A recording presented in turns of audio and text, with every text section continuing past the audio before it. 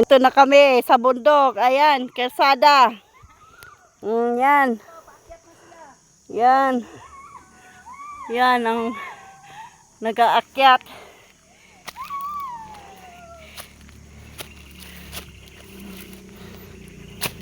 Yan.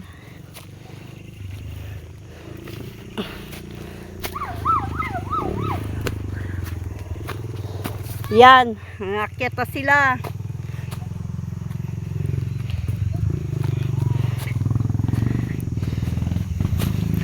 Oh, yun.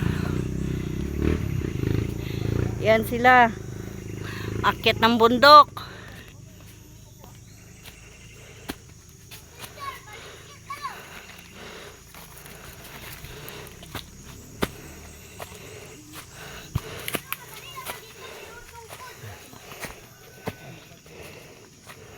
Wala pa tayo ng kalahati, no? Wala mo kalahati, kakaakyat mo lang, magkalahati ka na.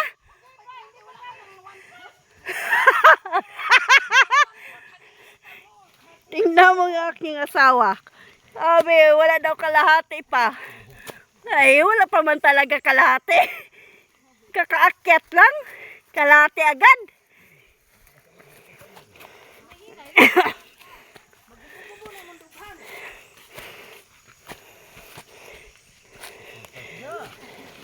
Naglok doon si Judy Jo.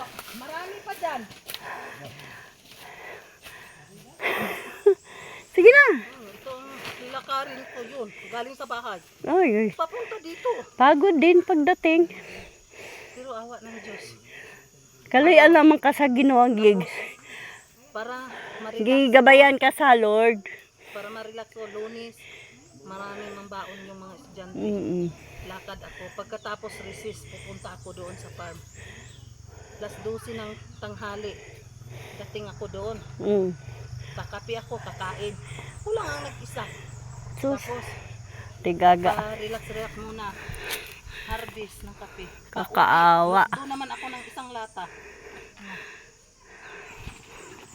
Pauwi. Dokdo naman ng isang lata. Pero, hindi mo man. Wag lang mo isipin na pagod. Isipin mo ay parang wala lamang. Para sa mga anak.